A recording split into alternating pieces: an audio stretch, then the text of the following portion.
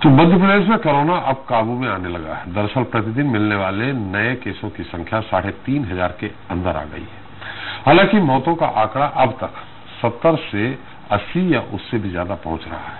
उधर विपक्ष इस बात को लेकर सरकार पर लगातार हमलावर है कि कोरोना से मरने वालों के आंकड़े गलत बताए जा रहे हैं। हकीकत में कोरोना से मरने वालों की संख्या 1 लाख के पार जा चुकी है। वहीं सरकार इस बात को सिरे से खारिज करते हुए कांग्रेस पर भ्रम फैलाने का आरोप लगा रही है। वैसे कोरोना से ज्यादा कमलनाथ इस बात को लेकर बीजेपी के निशाने पर हैं कि उन्होंने कोरोना के नए वेरिएंट को भारतीय कैसे कहा और कांग्रेस हाईकमान कमलनाथ के इस बयान पर क्यों खामोश है। लिहाजा सवाल ये उठ रहा है कि क्या कांग्रेस देश को बदनाम करने की साजिश कर रही है या पर्दे के पीछे की कहानी कुछ और है। चलिए इसे लेकर चर्चा शुरू करें, उसके पहले देख लेते हैं एक रिपोर्ट। अब इंडियन वेरिएंट कोरोना विश्व के प्रधानमंत्री और राष्ट्रपति आज इंडियन वेरिएंट कोरोना से डरे हुए हैं। देशों ने बैन कर दिया, सिंगापुर देश जैसे देश ने बैन कर दिया। कमलनाथ का यही वो बयान है जिस पर सियासी घमासान मचा हुआ है। मध्य प्रदेश के पूर्व मुख्यमंत्री और पीसीसी चीफ कमलनाथ के कोरोना वायरस के नए वेरिएंट को भारतीय कहने पर बीजेपी आक्रामक है। उसका कहना है कि कमलनाथ का बयान न सिर्फ शर्मनाक है बल्कि इससे देश का अपमान हुआ है। इतना ही नहीं, कमलनाथ के खिलाफ बीजेपी ने एफआईआर भी दर्ज कराई है।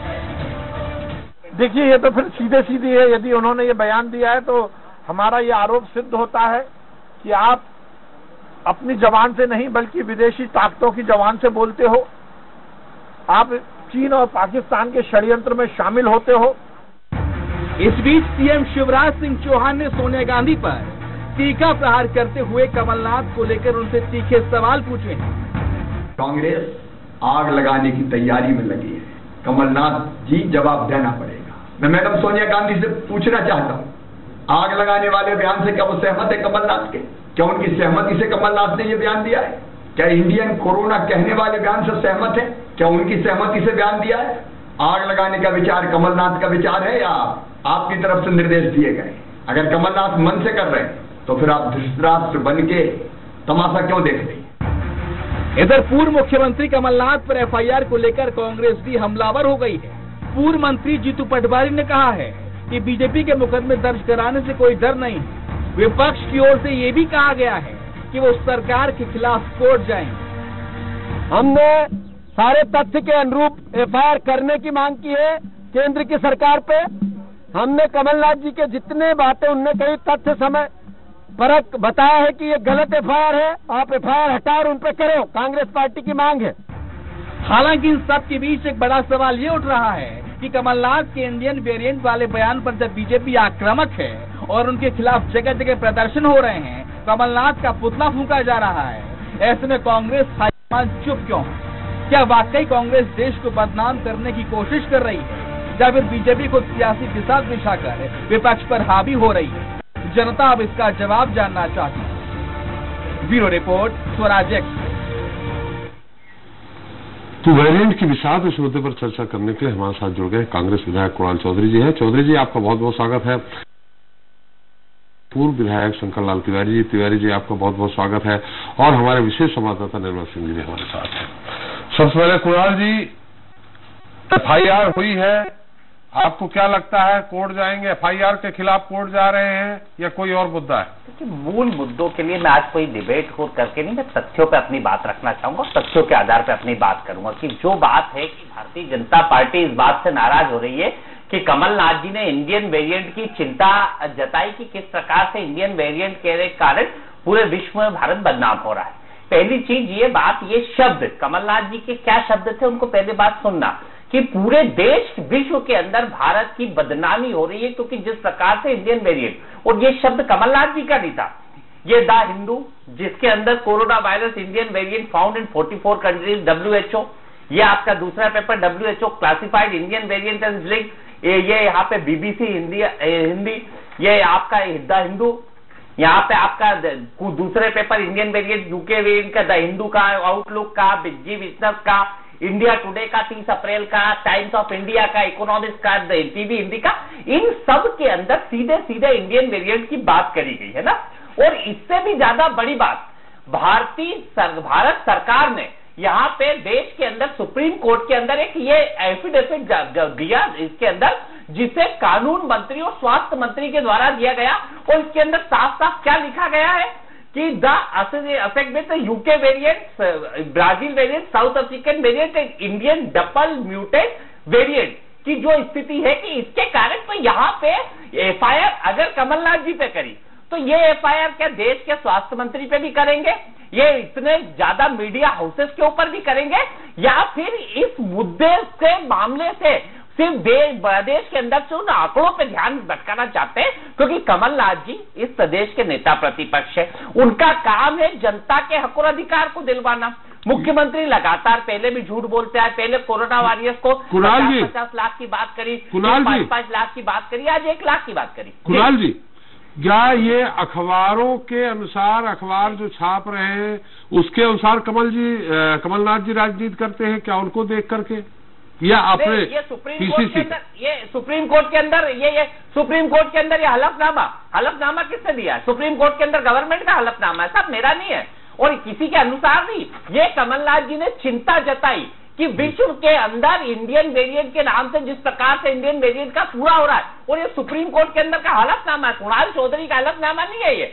सुप्रीम कोर्ट के अंदर 2 तारीख के दिन 9 मई को गवर्नमेंट ऑफ इंडिया ने हलफनामा दिया है, जिसके अंदर स्पष्ट रूप से, आप थोड़ा चाहो तो कैमरा कर लो, इंडियन डबल म्यूटेंट, और इसके मतलब ये दिया है जब सुप्रीम कोर्ट के अंदर गवर्नमेंट ऑफ इंडिया दे रही है। और शर्म इनको जब नहीं आई जब देश में गंगा में लाशें बहती हुई दिख रही है, जब शर्म नहीं आई जब लोग ऑक्सीजन की कमी के कारण मरते गए, जब शर्म नहीं आई जब लोगों को गिड़गिड़ाते तड़पते हुए देखा गया, जब शर्म नहीं आई जब विश्व के अंदर जिस प्रकार की स्थिति, लोग मर रहे हैं और इनको अपनी आंसू बहाने वाले लोग क्या जाने जिन्होंने अपने को खोया है। जी कुणाल जी, निश्चित तौर पे तो महामारी है, और ये जिस तरह की महामारी है इसमें कोई भी होता, कोई भी सरकार होती, जिस तरह से निपटने का प्रयास किया जा रहा है इसमें, ये महामारी अपनी जगह है जी।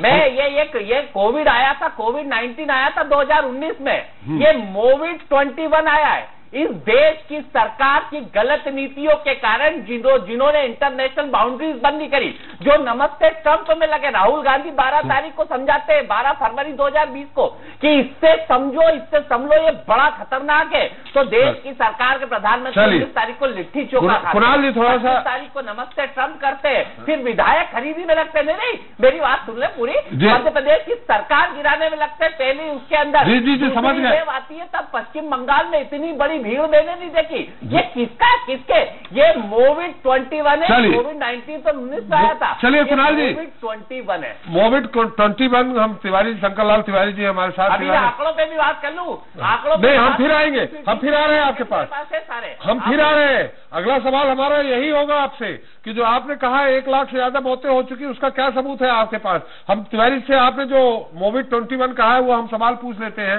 तिवारी जी, एफआईआर तो कर दी, गिरफ्तारी कब तक हो जाएगी कमलनाथ जी की? इसके पहले भी बहुत पुराना एक मामला विधानसभा नियुक्ति को लेकर था, तो पूर्व मुख्यमंत्री दिग्विजय सिंह जी से भी बयान लिए गए थे, ये हुआ था कि गिरफ्तारी होगी, नहीं हुई, कब तक हो जाएगी? और वो जो मोविड-21 कह रहे हैं, तो कुणाल जी पे भी एक आध एफआईआर हो जाए। आदरणीय त्रिपाठी जी, आपको सर्वप्रथम प्रणाम करता हूँ। जी प्रणाम सर। प्रणाम अच्छा। पर मैं आपसे एक बात बताऊं, आप इतने वरिष्ठ हैं और इतना जानते हैं कि हम लोगों से बुलवाइए चाहे जो जी है, ये मुकदमा कायम करना, गिरफ्तारी करना, ये सारा सब कुछ मिलाकर के कानून के दायरे पे है। इसके लिए आईपीसी है, सीआरपीसी है, उसके दायरे पर प्रशासन का काम है कि वो कब गिरफ्तारी करे, कब मुकदमा कायम करे, जांच करे, जांच में जो तथ्य आवे उस आधार पर उसे क्या करना ये करे। ये तो न मुख्यमंत्री का काम है, न कैबिनेट का और न पार्टी का। और जिस दिन से कमलनाथ जी ने गलती से बोल दिया था, मान लीजिए यदि अभी भी कमलनाथ जी तमाम प्रकार की सफाइयां दे रहे हैं चक्कर गिन्नी की तरह, और उनके तमाम नेता कि ऐसा नहीं कहा, वैसा नहीं कहा, बहस हो रही है भारतीय वेरिएंट कहने पर, और वो लाशों की बात करते हैं, आंकड़ों की बात करते हैं, कभी बंगाल दिल्ली की बात करते हैं। तो मैं सोच रहा हूँ कोई बड़ी बात नहीं है जवान फिसल जाना। अगर धोखे से कमलनाथ जी कभी विपक्ष के नेता बनने का उनको अनुभव है नहीं, हमेशा सत्ता की मलाई खाते रहे हैं, और धोखे से अगर ये बकवास उनसे निकल गई थी जो देश के लिए शर्मनाक है, जो देश को बदनाम करने वाली है, दुनिया के सामने नीचा दिखाने वाली है, तो वो इतना कह करके कि मुझसे धोखे से निकल गया है। कुणाल जी ने बहुत सारी चीजें बताई है, तथ्य सहित दिखाई है कुणाल जी ने। मेरे को आधा सेकंड जी। WHO ने कहा है जी कि जब सिंगापुर का विषय आया था, मैं डिटेल में नहीं जाऊंगा, सिंगापुर के मामले में एक ऐसी बात आई थी जी, तो सिंगापुर ने उसको खारिज किया था। और WHO ने एक बात स्पष्ट तरीके से कही है। कुणाल जी तो चौहट्टे का भाषण देते हैं डिबेट में बैठ के, मैं उनकी बात का जवाब कहाँ तक दूं जी। आज आप हैं तो शायद उन अनुशासन में रहे। आप उनको उत्साहित कर रहे हैं जानबूझ के। अरे दादा आप मेरे पिता उत्साहित है, परमानेंट उत्साहित है। मैं दादा आपका बहुत, आप मेरे पिता मैं आपकी बहुत सुनता हूँ। मैं तो चाहता हूँ कि उन बिकाऊ लालों की जगह आपको कुछ दे। अरे यार इतना तो समझ लो कि जब कोई दूसरा बोले तो शांत रहा करो, सुनने की क्षमता पैदा करो। चले कि नहीं आधा सेकंड, WHO ने तक ये कहा है कि किसी देश के नाम से ये वेरिएंट नहीं कहा जा सकता। वो स्थिति ये त्रिपाठी जी आधा सेकंड में कि पूरे देश के अंदर कांग्रेस का नेतृत्व कमजोर हो चुका है। कांग्रेस ने जनता में पकड़ तो खोई है देश के अंदर, पर इसी कारण से प्रदेश स्तर के जो सूबेदार और नेता है वो स्वयंभू हो रहे हैं। उनके जो मन में आता है सो कहते हैं, बोलते हैं, और केंद्र का कोई मामला नहीं। मैं तो इतना ही कहूंगा कि आदरणीय सोनिया जी जो राष्ट्रीय अध्यक्ष हैं, उन्होंने वैक्सीनेशन के मामले में जब कांग्रेस से विरोध किया, उन्होंने कभी कुछ नहीं कहा। कांग्रेस ने वैक्सीन को बदनाम करने की कोशिश की, जिसके कारण वैक्सीन का कार्यक्रम पिछड़ा, जनता में एक अविश्वास का वातावरण बनने का काम हुआ। जब भी सरकार ने कोई काम किया, आप तो इस पे बात करिए ना तिवारी जी, जो FIR दर्ज की है। FIR जो हुई है वह FIR सिर्फ इस बात पर हुई है कि आप अनावश्यक प्रदेश की जनता में दहशत फैलाते हैं। आपके बयान सरकार के हर कार्यक्रम की निंदा तो करते ही हैं, पर उसकी उलटबाजी करते हैं। जो भी सरकार जनहित में करना चाहती है कोरोना से निपटने के लिए, आप उसका मजाक उड़ाते हैं। इनके नेता कहते हैं कादर खान है क्या कोरोना, इस टाइप की बात करते हैं। और इसलिए जब कोई सोता हो तो उसे जगाया जा सकता है। हनी ट्रैप की उन्होंने कहा पेन ड्राइव उनके पास है, तो कहीं उसका रिजल्ट तो नहीं है ये परिणाम? आप बताइए, वो एक संवैधानिक रूप से मुख्यमंत्री रहे हैं। वो कांग्रेसियों की पुरानी आदत तो थी कि जब वो हटते थे पद से तो कूलर, पंखा, AC और सरकारी सामान तक ले जाते थे। और पेन ड्राइव जो है ये दस्तावेज था होम डिपार्टमेंट का, और ये मामला न्यायालय में था, ये जांच का विषय था। कमलनाथ जी ने ब्लैकमेलिंग करके सरकार चलाई।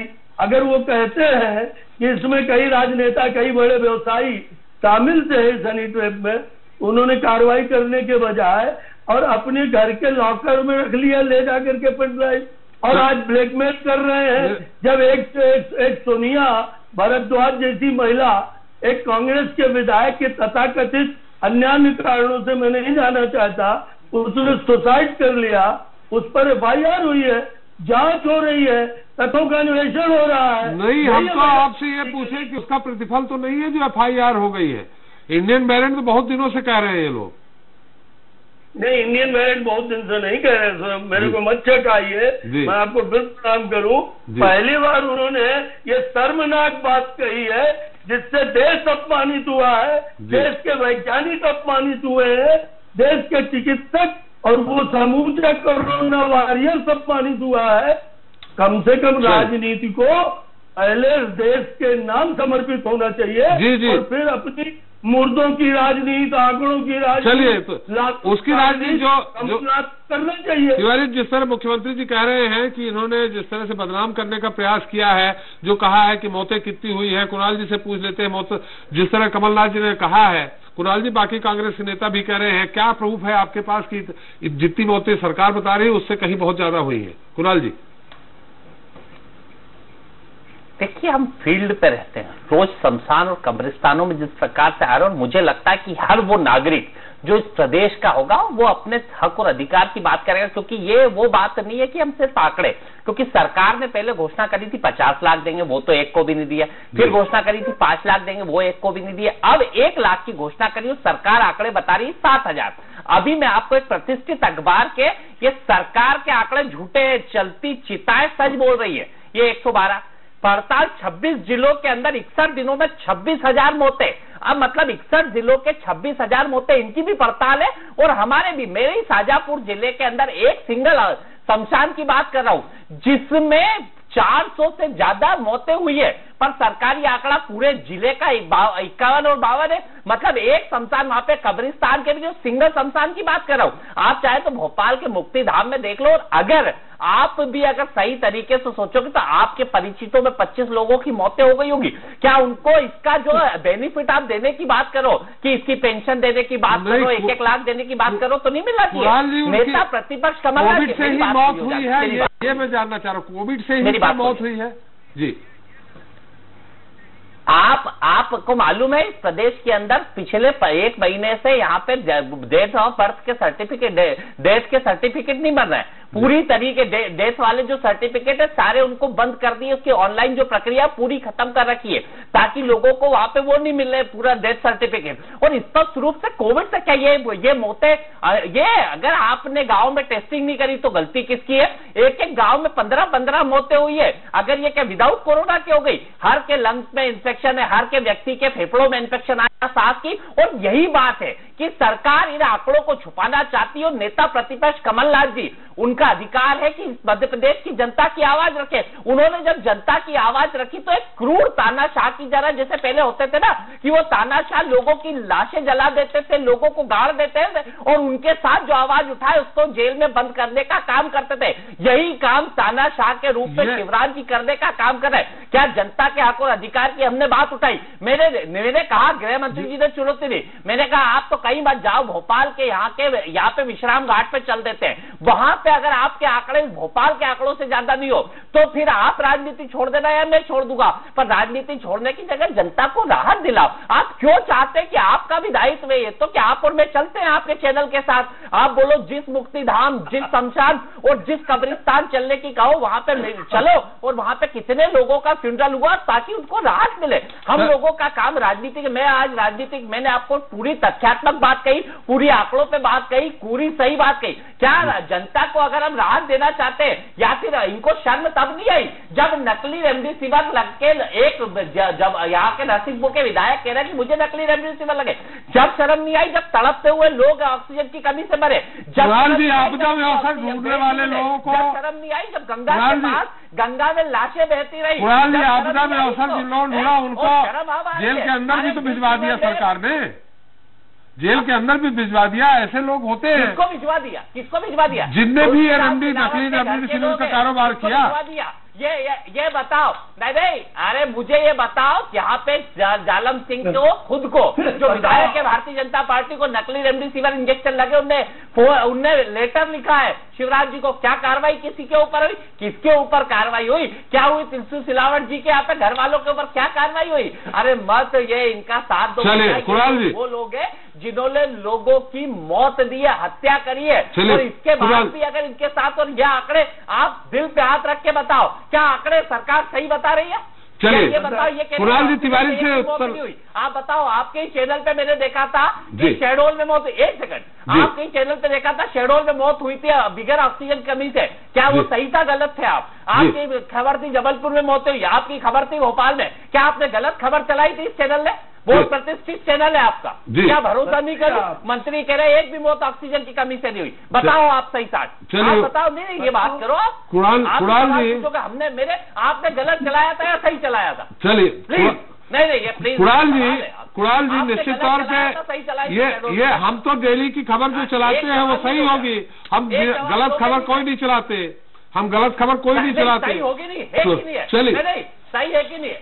देखिए ये बयान देखो, मंत्री ने क्या कहा, एक भी मौत नहीं हुई। हाँ कुणाल जी, तो हमने बताया होगा, हमने जिस दिन की खबर होगी उस दिन बताया होगा कि कितनी हुई पेपरों पे। और अगर कमलनाथ जी पे FIR करी तो देश की सरकार के स्वास्थ्य मंत्री और इन पे भी FIR होना चाहिए, क्योंकि इनने सुप्रीम कोर्ट में हलफनामा दिया है, म्यूटेंट का है। तो कानून के दो तरीके के कानून हो गए। कुणाल जी, तिवारी से उत्तर ले लें।